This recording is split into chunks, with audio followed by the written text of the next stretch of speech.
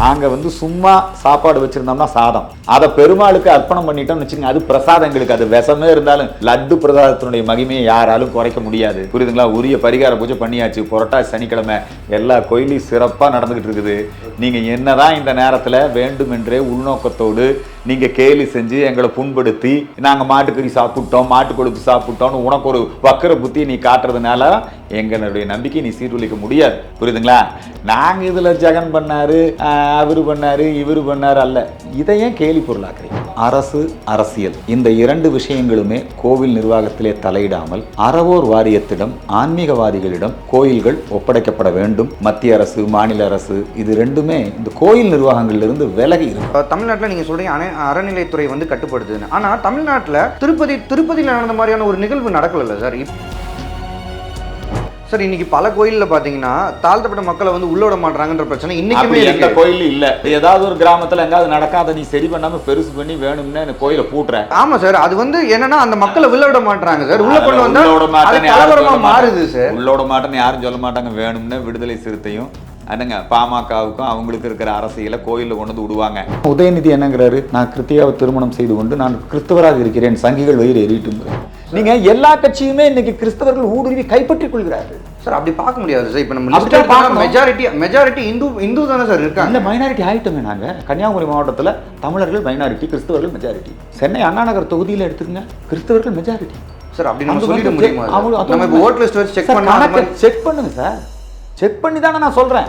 அரசு பள்ளிக்கூடத்தில் இருக்கக்கூடிய ஆசிரியர்கள் கிரிப்டோ கிறிஸ்தவர்கள் போலி ஹிந்துன்னு சான்றிதழ் கொடுத்துருக்கிறான்.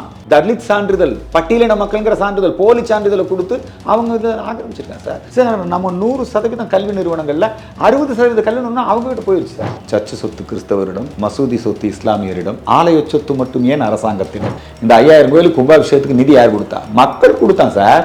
நீங்க ஒன்றும் கவர்மெண்ட் நிதி இல்ல. உபயதாரர் மூலமா தான் கோபுர திருப்பணி, உபயதாரர் மூலமா தான் அன்னதானம்.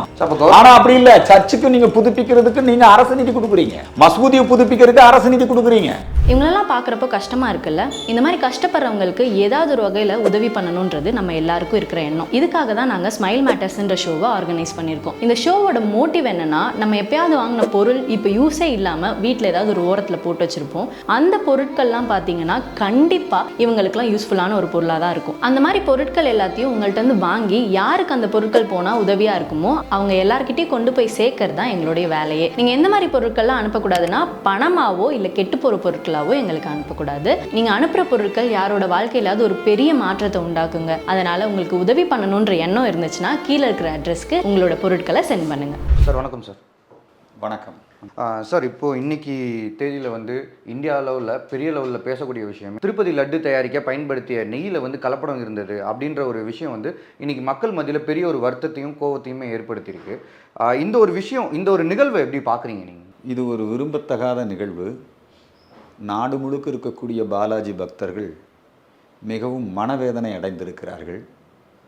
திருமலை திருப்பதி போன்ற ஒரு புனித தலத்தில் அங்கு வழங்கக்கூடிய பிரசாதத்தில் கலப்படம் அப்படிங்கிறது கோவில் நிர்வாகங்கள் தற்பொழுது ஒவ்வொரு மாநிலத்தில் ஒவ்வொரு மாதிரி இருக்குது. பொதுவாக அரசு, அரசியல் இந்த இரண்டு விஷயங்களுமே கோவில் நிர்வாகத்திலே தலையிடாமல் அறவோர் வாரியத்திடம், ஆன்மீகவாதிகளிடம் கோயில்கள் ஒப்படைக்கப்பட வேண்டும். மத்திய அரசு, மாநில அரசு இது ரெண்டுமே இந்த கோயில் நிர்வாகங்களிலிருந்து விலகி இருக்கணும். யார் அந்த கோயிலின் மீது பக்தி கொண்டவர்களோ, நம்பிக்கை உள்ளவர்களோ அதுக்கு ஒரு மெக்கானிசத்தை உருவாக்கணும். இப்போ பவன் கல்யாண் என்ன கருத்து தெரிவிச்சிருக்காருன்னா, ஒரு சனாதன வாரியம், வக்பு வாரியம் மாதிரி நாங்கள் எங்களை மாதிரி ஆட்கள் நீண்ட காலமாக இதை வலியுறுத்தி கொண்டிருக்கிறோம். சர்ச்சு சொத்து கிறிஸ்தவரிடம், மசூதி சொத்து இஸ்லாமியரிடம், ஆலய சொத்து மட்டும் ஏன் அரசாங்கத்திடம்? மதசார்பற்ற நாட்டிலே மதசார்பற்ற அரசாங்கம் அல்லது மதசார்பற்ற தன்மை பேசக்கூடிய கட்சிகள் ஏன் இந்து சமய கோயில்களை மட்டும் நிர்வாகம் செய்கின்றன? இந்த கேள்வியினுடைய அவசியம், இதற்கு விடை காண வேண்டிய காலகட்டம் இந்த காலகட்டம். ஆகவே மத்திய அரசும் சரி, மாநில அரசும் சரி, நீதிமன்றங்களும் சரி, இது விஷயத்தில் கோயில்கள் அந்த காலத்தில் நம்ம பெரியவங்க கோயில் கட்டினவங்க எல்லாமே ஒரு அறங்காவலர் குழு அதை ஏற்படுத்தி நிர்வாகம் செய்வார்கள். அதுபோல் அறங்காவலர் குழுக்கள் மூலமாக, அறங்காவலர் சபைகள் மூலமாக, அது பரம்பரை அறங்காவலர்களாக இருக்கலாம், அல்லது இப்போ இந்த கூட்டுறவு அமைப்புகள் மாதிரி ஒரு கோயிலுக்கு வரக்கூடிய பக்தர்கள்லாம் சேர்ந்து அவர் ஒரு நிர்வாக அமைப்பை தேர்ந்தெடுக்கக்கூடியதாக இருக்கலாம். இதெல்லாம் வந்து அப்படியான ஒரு மெக்கானிசத்தை உருவாக்கணும். கோவில் நிர்வாகங்களிலே சீர்திருத்தம் தேவை அப்படிங்கிறது தான் இந்த சம்பவம் இந்த மக்களுக்கு சொல்லக்கூடிய ஒரு செய்தி. ஓகே சார், நீங்கள் வந்து சீர்திருத்தம் தேவை அப்படின்னு சொல்கிறீங்க. அதாவது கோயில் வந்து அரசிடமிருந்து முற்றிலும் பிரிந்து வந்து அந்த அமைப்பு இந்து அமைப்போடு இணைந்து நீங்கள் இது பண்ண வேணும். அந்த கோயில் பக்தர்களே, அந்த கோயில் பக்தர்கள், அங்கே இருக்கக்கூடிய பரம்பரை அறங்காவலர்கள், கட்டளைதாரர்கள், அங்கே வந்து பாரம்பரியமாக இப்போ ஸ்தலத்தார்கள்னு சொல்லுவாங்க ஸ்ரீரங்கம் கோயிலெல்லாம். அதே மாதிரி அங்கேயே இருக்கக்கூடிய அர்ச்சகர்கள், அங்கேயே இருக்கக்கூடிய அந்த கோயிலுக்கான கட்டளைதாரர்கள், உபயதாரர்கள், அதெல்லாம் அந்த காலத்துலேருந்து பாரம்பரியமாக நடந்துகிட்டு இருக்குது. அதை நீங்கள் அப்படியே கண்டினியூ பண்ணணும் சார். ஆனால் அதை நீங்கள் மானிட்டர் பண்ணிக்கலாம், கவர்மெண்ட் அதை மானிட்டர் பண்ணணும் சார். இங்கேயும் அதே மாதிரி ஒரு இது தானே சார் நடந்திருக்கு. இப்போது டிடிடின்னு சொல்லி ஒரு அமைப்பு இருக்குது, திருமலா திருப்பதி தேவஸ்தானம் போர்டுன்றது இருக்குது. ரொம்ப ஒரு பெரிய ஒரு ரொம்ப ஸ்ட்ராங்கான நல்ல நிர்வாகம், நல்ல ஒரு ஸ்ட்ராங்கான அமைப்பு தான் இருந்திருக்கு. நீங்கள் இப்போ சொன்னீங்க அதை வந்து கவர்மெண்ட் கண்காணிச்சுக்கலாம் அப்படின்னு நீங்கள் சொல்கிறீங்க. தமிழ்நாட்டில் நீங்கள் சொல்கிறீங்க அறநிலைத்துறை வந்து கட்டுப்படுத்துதுன்னு. ஆனால் தமிழ்நாட்டில் திருப்பதியில் நடந்த மாதிரியான ஒரு நிகழ்வு நடக்கல சார். இப்போது இன்றைக்கி லட்டுன்றது வந்து ஒட்டுமொத்த மக்களோட ஒரு பிரசாதம். அதை வந்து அவங்க வந்து பெரிய ஒரு பார்ப்பாங்க. திருப்பதி போய் லட்டு கிடைச்சிச்சுன்னா அதான் வெங்கடாச்சல பெருமாதியே வந்தாரு அப்படின்வாங்க. அதை வந்து அவங்களுக்கு மட்டும் வாங்க மாட்டாங்க, ஃப்ரெண்ட்ஸுக்கு, ஆஃபீஸில் வேலை பார்க்க எல்லாத்தையும். ஸோ இந்த அளவுக்கு அதில் வந்து ஒரு சென்டிமெண்ட்டில் ஒரு கனெக்ட் இருக்குது சார். ஆனால் அந்த ஒரு விஷயத்தில் வந்து இன்றைக்கி தவறு நடந்திருக்கு. அது வந்து இப்போ திருப்பதி திருமலா தேவஸ்தானம் போர்டு எப்படி இதை அனுமதிச்சாங்க? திருமலை திருப்பதி தேவசம் போர்டு நிர்வாகத்திலையும் சில நேரத்தில் குளறுபடிகள் ஏற்படுவதுண்டு. ஏற்கனவே இது மாதிரி ஏற்பட்டிருக்கு. அங்கே அரசியல் மாற்றங்கள், ஆட்சி மாற்றங்கள், அங்கே வந்து பல நேரங்களில் இதுக்கு முன்னாடி திருமலை திருப்பதி தேவஸ்தானம் அங்கே ஆந்திரம், ஒன்றுபட்ட ஆந்திரம், இப்போ தானே தெலுங்கானா மாநிலம், அப்போ வந்து ஒய்எஸ்ஆர் அவர் வந்து சீஃப் மினிஸ்டராக வந்தபோது அவர் வந்து அந்த திருமலை திருப்பதி தேவஸ்தானத்தினுடைய அந்த வாரிய உறுப்பினர்களாக, டிடிடி அந்த உறுப்பினர்களாக அவங்க கட்சி சார்பாக பலரையும் முன்மொழிந்து நியமனம் பண்ணினாங்க. அது மட்டுமல்ல, நியமனம் பண்ணாங்க. அது மட்டுமல்ல, அவங்க அந்த திருப்பதியில் அவங்களுக்கு திருப்பதியினுடைய மகத்துவம் இருக்குது. திருப்பதி மலை 7 மலை, சையாத்திரி, சிம்மாத்திரி, கருடாத்திரி அப்படி வரும். அதில் அவங்க வந்து இந்த திருப்பதி நம்முடைய பெருமாள் ஸ்ரீவாரி இருக்கக்கூடிய அந்த இடத்தை மட்டுமே அது வந்து திருமலை திருப்பதிக்கு சொந்தமானது. மீதி இடத்துல நம்ம டூரிசம் டெவலப் பண்ணலாம். இப்போ ஐயப்பன் கோயில் எடுத்துக்கிட்டிங்கன்னா சபரிமலைங்கிறது புனிதமானது. ஒரு மண்டலம் விரதம் இருந்து எல்லாரும் போவாங்க. அந்த சபரிமலை ஐயப்பன் திருக்கோயில் மாதத்திற்கு ஒரு முறை தான் நட திறப்பாங்க. ஏன் அந்த நேரத்தில் மட்டும் கூட்டம் வருது? வருடம் முழுக்க அந்த இடத்துல ஒரு டூரிசம் மாதிரி டெவலப் பண்ணலாம்னு கேரள அரசாங்கம் முயற்சி செய்து அங்கே சில நடவடிக்கைகளை எடுத்தார்கள். அப்போ நாம் எதிர்த்தோம். பொதுவாக ஒய்எஸ் ராஜசேகர ரெட்டி அப்படின்னு பார்த்தோம்னா நமக்கு என்ன தெரியும்னா ஒரு ஹிந்து அப்படின்னு நமக்கு தெரியும். ஆனால் உண்மையில் அவர்கள் ஒரு கிறிஸ்துவ குடும்பத்தை சார்ந்தவர்கள். கிறிஸ்துவ குடும்பத்தை சார்ந்தவராக இருப்பது மட்டுமல்ல, கிறிஸ்துவ மதமாற்ற நடவடிக்கைகளை ப்ரொமோட் செய்யக்கூடியவர்களாகவும் அவர்கள் இருந்தார்கள். அவருடைய காலத்தில் திருப்பதி நிர்வாகத்திலே கூட அதாவது கிரிப்டோ கிறிஸ்தவர்களை உள்ளே நுழைக்கக்கூடிய அந்த இதெல்லாம் இருந்தது. அவங்க உறவினரையே நியமித்தாங்க. அதுக்கப்புறம் ஜெகன் காலத்துலேயும் அது நடந்தது. அவங்களுடைய உறவினரை நியமித்தாங்க கிறிஸ்தவர்களை. ஆக அரசியல் மாற்றங்கள் அங்கே ஒரு பெரிய தாக்கத்தை ஏற்படுத்தி இருக்கிறது. பொதுவாக இப்போ கிரிப்டோ கிறிஸ்தவர்கள் எல்லா அரசியல் கட்சியையும் கைப்பற்றுறாங்க. இப்போ தமிழகத்தில் எடுத்திங்கன்னா விடுதலை சிறுத்தைகள் பேர் தமிழ் பேராக இருக்கும், சிந்தனை செல்வன், திருவள்ளுவன் அப்படின்னு சொல்லுவாங்க. ஆனால் பார்த்தா கிறிஸ்தவர்களாக இருப்பாங்க. இப்போ நம்முடைய திராவிட முன்னேற்ற கழகத்தையே கிறிஸ்தவர்கள் கைப்பற்றி கொண்டார்கள். எப்படி கைப்பற்றி கொண்டாங்க? கருணாநிதி குடும்பத்திலேயே மதமாற்றம். கருணாநிதியினுடைய மகன் ஐயா மு க ஸ்டாலின். மு க ஸ்டாலின் அவங்களும் மதசார்பற்றவர், கருணாநிதி மதசார்பற்றவர்னு தங்களை சொல்லிக்குவாங்க. ஆனால் அவருடைய மகன் உதயநிதி என்னங்கிறாரு? நான் கிருத்தியாவை திருமணம் செய்து கொண்டு நான் கிறிஸ்தவராக இருக்கிறேன், சங்கிகள் வயிறு எறிட்டுங்கிறார். அப்போ ஒரு மதமாற்றம் நடந்துட்டு பாருங்க. இளையராஜா மகனை மதமாற்றிருக்காங்க பாருங்க. இங்கே தமிழ்நாட்டில் மதமாற்றம் அதிகரித்து கொண்டே இருக்கிறது. இலக்கு வைத்து மதமாற்றுகிறார்கள். அவங்க வந்துங்க போய் ஜபிக்கிறாரு, அவங்க மண்டி போட்டு நிற்கிறாரு. அதெல்லாம் அவரே தெளிவாக சொல்லியிருக்காரு. நான் மதம் மாறினேனே சொல்லியிருக்காரு. மதம் மாறினே, ஆமாம், கிறிஸ்தவர்னே சொல்லியிருக்காரு. சங்கிகள் கேட்டு வயிறு எரியட்டும்னாரு. இது எங்களுக்கு என்ன வயிற்றுச்சலுக்கு போகுது? அவருக்கு கல்யாணம் பண்ணிட்டேன், நான் கிறிஸ்தவர் ஆகிட்டேன், இது அரசியலுக்காக பேசுகிறாரா? அரசியலுக்காக எதுக்காக இவர் இப்படி பேசணும்னு கேட்குறேன். அது மட்டுமல்ல, நான் நாட் ஓன்லி டிஎம்கே, இப்போ டிஎம்கேனுடைய கல்வித்துறை இருக்குது. திமுக அரசு ஆளுங்கட்சி பள்ளிக்கல்வித்துறை அமைச்சர். அந்த பள்ளிக்கல்வித்துறை அமைச்சர் அவங்களுடைய பள்ளிக்கல்வித்துறையில் கிறிஸ்தவர்கள் பைபிளை விநியோகம் பண்ணலாம், அவங்க பைபிள் பிரச்சாரம் பண்ணலாம். முஸ்லீம்களுக்கு வக்பு வாரியம், வக்பு கல்வி இருக்குது. அவங்களுக்கு என்ன மதரசா கல்வி இருக்குது, கவர்மெண்ட் ஸ்கூல்லே இருக்குது. கவர்மெண்ட் ஸ்கூல்லே இருக்குது, மதரசா கல்வி இருக்குது, உருது சொல்லி கொடுக்குறாங்க. இதெல்லாம் பண்ணுறாங்கல்ல. ஏன் இந்துக்கள் ஆத்திச்சூடி கொன்றை வேந்தன் அதில் ஆலயம் தொழுவது சாலம் என்று ஏன் எடுத்தீங்க? நீங்கள் எல்லா கட்சியுமே இன்னைக்கு கிறிஸ்தவர்கள் ஊடுருவி கைப்பற்றிக் கொள்கிறார்கள் சார். அப்படி பார்க்க முடியாது சார். இப்போ நம்ம அப்படிதான் பார்க்கணும். மெஜாரிட்டி இந்து தானே சார் இருக்காங்க. இல்லை, மைனாரிட்டி ஆகிட்டோமே நாங்கள். கன்னியாகுமரி மாவட்டத்தில் தமிழர்கள் மைனாரிட்டி, கிறிஸ்தவர்கள் மெஜாரிட்டி. சென்னை அண்ணா நகர் தொகுதியில் எடுத்துக்கங்க, கிறிஸ்தவர்கள் மெஜாரிட்டி சார். அப்படி நம்ம சொல்லிட முடியுமா? நம்ம இப்போ ஓட் லிஸ்ட் வச்சு செக் பண்ணுங்க சார். செக் பண்ணி தானே நான் சொல்கிறேன். அதாவது அவங்க ஒரு ஓட்டு சக்தியாக இருக்காங்க. ஒட்டு மொத்தமாக சர்ச்சில் முடிவு பண்ணுறாங்க யாருக்கு ஓட்டு போடணும்னு. சர்ச்சு பாதிரியாருக்கு இதான் சார் வேலை. யாருக்கு ஓட்டு போடணும், எங்கே துறைமுகம் வரணும், யார் மின் உற்பத்தி பண்ணணும், இதெல்லாமே ஜீசஸ் சொல்ல சொன்னார் போல. ஜீசஸ் நல்லது தானே உங்களுக்கு சொல்லி கொடுத்துருக்காரு. கிறிஸ்தவர்கள் யாரை எதுக்காக விசுவாசிக்கிறாங்க? ஜீசஸ் தானே விசுவாசிக்கிறாங்க. ஏன்னா இந்த பாதிரியார்கள் அரசியல் கட்சியை கைப்பற்றுவது, தொழிற்சாலைகளை கைப்பற்றுவது, யார் ஆட்சிக்கு வரணும்னு தீர்மானம் பண்ணுவது, இதான் பாதிரியாருடைய வேலை. இந்த மிஷனரிஸோடைய ஒர்க்கை நாங்கள் எதிர்க்கிறோம். நாங்கள் கிறிஸ்தவ மதத்தை எதிர்க்கல. இப்போது நம்ம ஒரு லிஸ்ட்டு எம்எல்ஏ லிஸ்ட் எடுக்கிறோம், எம்பி லிஸ்ட் எடுக்கிறோம். அதில் எத்தனை கிறிஸ்டின்ஸ் இருக்காங்க, எத்தனை இந்துஸ் இருக்காங்கன்னு அது அப்படி தானே சார் நம்ம பார்க்க முடியும். அதாங்க போலி சான்றிதழ் கொடுத்துட்டு பேர் தமிழ் பேருங்க சார். நம்ம எல்லா அப்பா அவருக்கு கேட்டால் நீங்கள் என்ன நினைப்பீங்க சார்? அப்போ சார் அவர் கிறிஸ்டின்ற ஒரே காரணத்துக்காக ஒரே காரணம் இல்லை, அதே காரணம் அவர் தான் சொல்கிறாரு.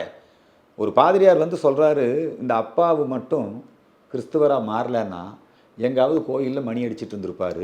இவர் கிறிஸ்தவராக மாறின காரணத்தினால தான் இன்னைக்கு வந்து சபாநாயகர் ஆகியிருக்காருங்கிறாரு. அப்போ கிறிஸ்தவராக மாறினா சபாநாயகர் ஆகலாம், கிறிஸ்தவராக மாறினா கல்வித்துறையில் வந்துக்கலாம், கிறிஸ்தவராக மாறினா கட்சியில் தலைவராகிடலாம். அப்போ இந்துக்களுக்கு என்ன நிலை, தமிழனுடைய நிலை என்ன சார்? இன்னைக்கு பள்ளி கல்வித்துறை எல்லா இடத்துலையுமே வந்து சரிக்கு சமமாக இருக்காங்க சார். இல்லை சார், இல்லை சார். இன்னும் மெஜாரிட்டி இங்கே ஒரு நான் இப்போ சொல்கிறேன் கேளுங்க, புள்ளி விவரம் தரவு எடுத்துட்டேன் நான்.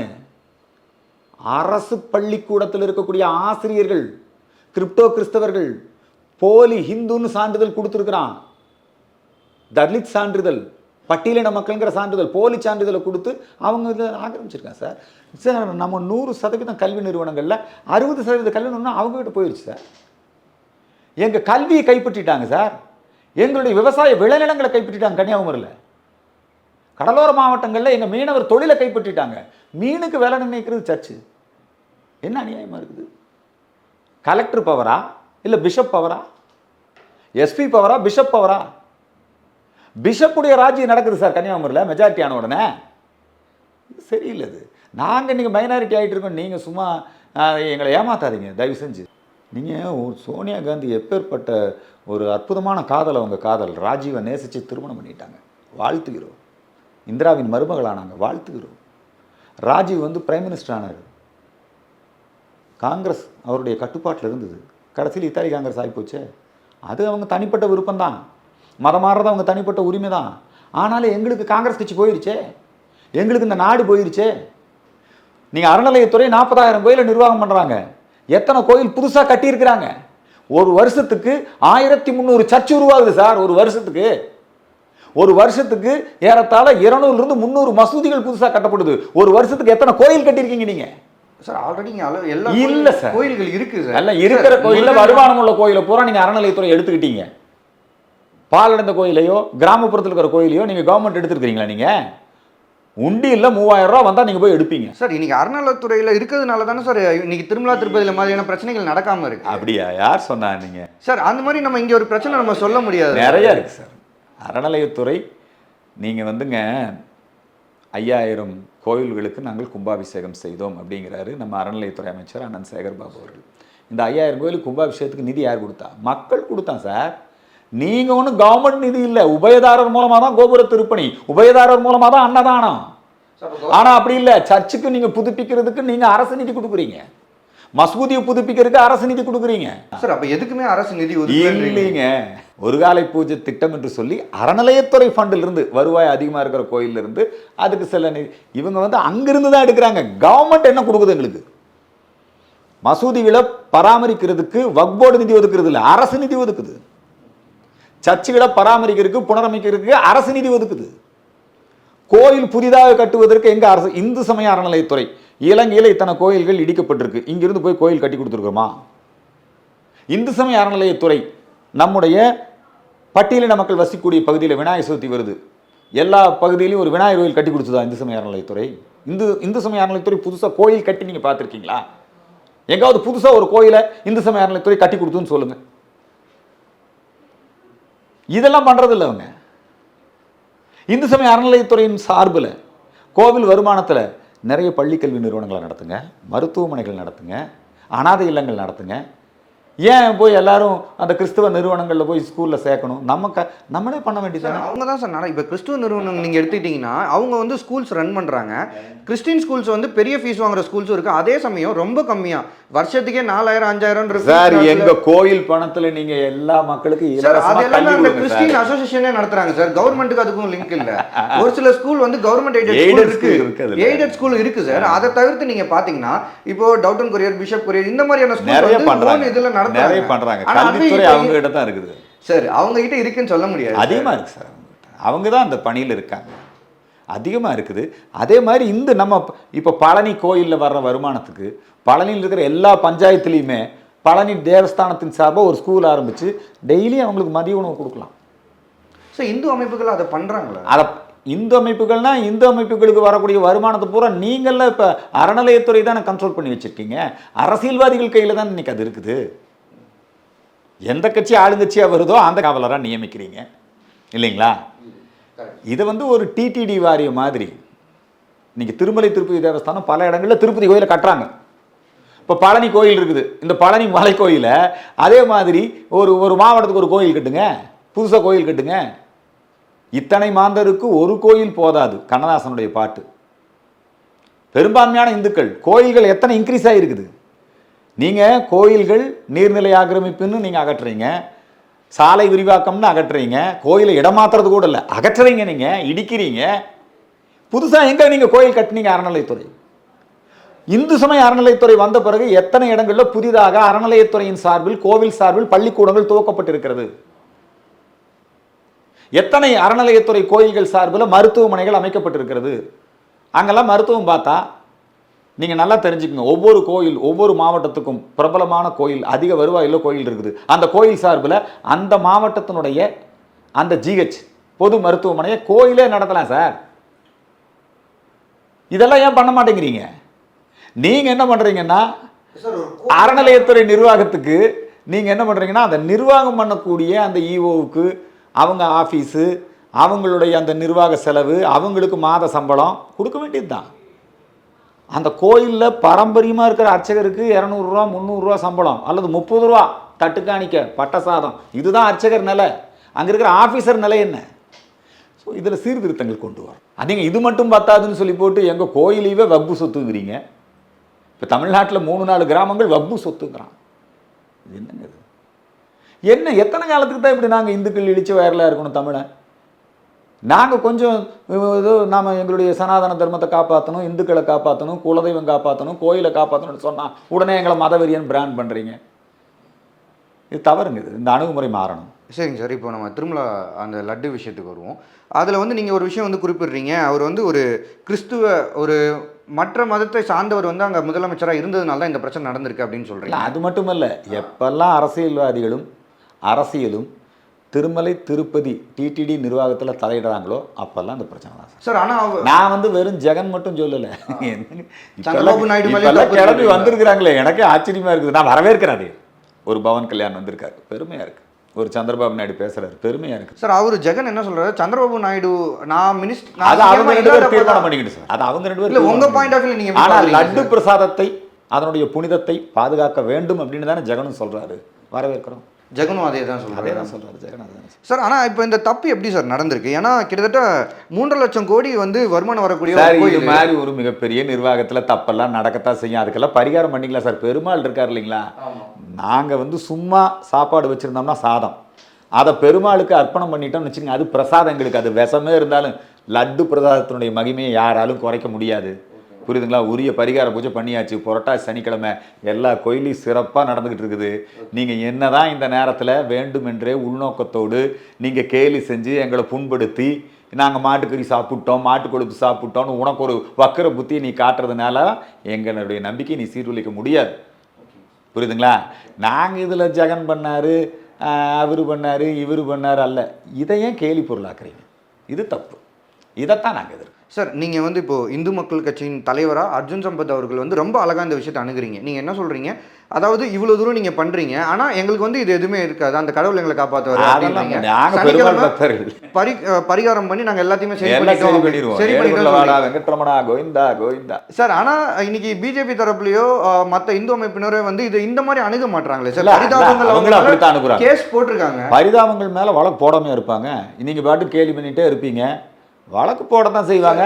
பரிதாபங்கள் வந்து மன்னிப்பு கேட்டிருக்கிறாங்க, அவங்க வந்து அந்த வீடியோவை நீக்கிட்டாங்க. நான் வரவேற்கிறேன்.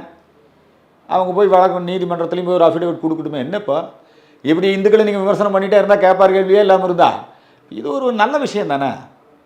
Okay sir. இல்லை சார், நீங்கள் நாம ஒன்று எங்களுக்கு என்ன பரிதாபங்கள் நடத்தக்கூடிய சுதாகர் இவங்கெல்லாம் எங்களுக்கு என்ன வில்லனா கிடையாது மாட்டாங்க சார். அப்படி இருந்தால் அந்த மன்னிப்பு கேட்டதுக்கு பின் தொடர்ந்து இது கேஸ் போடுறாங்கன்னா அப்போ அதெல்லாம் மன்னிப்பு கேட்கறது அவங்க வீடியோவே எடுத்துட்டாங்க. அவங்க செய்த தவறை உணர்ந்து அவங்க எடுத்திருக்கிறாங்க, மன்னிப்பு கேட்டிருக்கிறாங்க. அதை நான் வரவேற்கிறேன். புரியுதுங்களா? சட்டப்பூர்வமான நடவடிக்கையும் எடுக்கணும், சட்டப்பூர்வமாகவும் அவங்க மன்னிப்பு கேட்டு அதை தொடரணும். அதில் என்ன இருக்குங்க? ஆனால் குறைந்தபட்சம் இந்துக்களுக்கு ஏதாவது ஒரு பாதிப்புன்னா 4 பேர் கேள்வி கேட்குறாங்கல்ல, நல்ல விஷயம் தானே சார். இன்னைக்கு பல கோயிலில் பார்த்தீங்கன்னா தாழ்த்தப்பட்ட மக்களை வந்து உள்ள விட மாட்டாங்கன்ற பிரச்சனை இன்னைக்குமே எந்த கோயில் இல்லை சார். அப்போ நியூஸ்லாம் வந்து எப்படி சார், அது ஏதாவது ஒரு கிராமத்தில் எங்காவது நடக்காத நீ சரி பண்ணாமல் பெருசு பண்ணி வேணும்னு அந்த கோயிலை பூட்டுற சார் எத்தனையோ. ஆமாம் சார், அது வந்து என்னன்னா அந்த மக்களை உள்ள விட மாட்டாங்க சார். உள்ள கொண்டு வந்தா கலவரமா மாறுது சார். உள்ளோட மாட்டேன்னு யாரும் சொல்ல மாட்டாங்க. வேணும்னு விடுதலை சிறுத்தையும் என்னங்க பாமகவுக்கும் அவங்களுக்கு இருக்கிற அரசியலை கோயிலில் கொண்டு வந்து விடுவாங்க. கவர்மெண்ட் என்ன பண்ணணும்? 2 தரப்பையும் கூப்பிட்டு சமாதானப்படுத்தி பேசி தப்பு பண்ணான்னு அவனை பிடிச்சி உள்ள போட்டு கோயிலை நடத்த வேண்டியது தானே சார். எத்தனையோ இடத்துல இன்னைக்கு அந்த மக்கள் உள்ள வந்துட்டாங்க, நாங்கள் உள்ள வர மாட்டோம்னு சொல்றாங்க. விரல் விட்டு எண்ணக்கூடிய 1-2 ஊர்களில் இந்த பிரச்சனை இருக்குது சார். நான் பேசிட்டு இருக்கிறது ஒட்டுமொத்த தமிழ்நாட்டை பற்றி பேசிட்டு இருக்கிறேன். அந்த விரல் விட்டு எண்ணக்கூடிய அந்த 1-2 கோயில் பிரச்சனைகளை நம்ம சரி பண்ண முடியும். நீங்கள் இந்த மற்ற கோயில் மூலமாக என்ன நல்லது பண்ணியிருக்கீங்க அதை சொல்லுங்கள். எல்லா கோயிலையும் உங்களை வந்து உள்ளோட மாட்டேன், அதெல்லாம் தீண்டாமை கொடுமைகள் ஒழிக்கப்பட்டு ஆலய நுழைவு ராஜாஜி காலத்திலேயே சட்டமாய் போச்சு சார். நீங்க சொல்றீங்க அன்னைக்கு, ஆனா இன்னைக்கு அப்படி இல்ல சார். சார் இப்போ கோயில் சார்ந்த ஒரு ஸ்கூல் வருது, ஒரு ஹாஸ்பிட்டல் வருதுன்னா அங்கேயும் இந்த பிரச்சனை வரும். இப்போ பழனி திருக்கோயில் அதன் சார்பில் பெரிய கல்லூரி நடக்குது, நல்லா தான் நடந்துட்டு இருக்குது. நீங்களே மயிலாப்பூர் கோயில், அந்த மயிலாப்பூர் கோயில் நிதியில் நீங்கள் குளத்தூர் தொகுதியில் போய் ஸ்கூல் ஆரம்பிக்கிறேன், காலேஜ் ஆரம்பிக்கிறேங்கிறீங்க. ஏன் இங்கேயே ஆரம்பிக்க வேண்டியதானே சார்? அங்கே தேவை முதலமைச்சர் தேவையில்லை. மயிலாப்பூர் முதலமைச்சர் ஆமாம் சிட்டிக்குள்ளே பண்ணுங்க. ஏன் குளத்தூர் தொகுதியில் நீங்கள் புதுசாக ஒரு கோயில் கட்டி அதுக்கு வருவாய் பெருக்குங்களே, யார் வேண்டாண்ணா? ஏங்க எத்தனை இடத்துல நீங்கள் போய் இப்போ உங்கள் குடும்பத்து சார்பில் குலதெய்வ கோயில் கட்டினீங்கல்ல, ஏங்க நம்ம அறநிலையத்துறை சார்பில் குளத்தூரில் ஒரு பெரிய கோயில் கட்டுங்க, ஒரு காலேஜ் கட்டுங்க, யார் உங்களை வேண்டாண்ணா? நீங்கள் உங்கள் கட்சி பிரச்சாரத்துக்கு பயன்படுத்தினா அதை நாங்கள் எதிர்க்கத்தானே செய்வோம். நிறைய விஷயங்களோட பதிவு பண்ணீங்க, நேரம் ஒதுக்குனதுக்கு நன்றிங்க சார். நன்றி, வணக்கம். உங்க போட்டோகிராஃபி பிசினஸை டெவலப் பண்ணணுமா? நீங்க ஃபங்க்ஷன்ல எடுக்கிற உங்க போட்டோஸ் உங்க போனுக்கே வரணுமா? அப்ப இமேஜை புக் பண்ணுங்க. போட்டோகிராஃபர்ஸ்க்குலாம் லைஃப் டைம் ஸ்பெஷல் ஆஃபர் போயிட்டு இருக்கு. கீழே தெரியிற கான்டாக்ட் நம்பருக்கு கால் பண்ணி உடனே புக் பண்ணிக்கோங்க.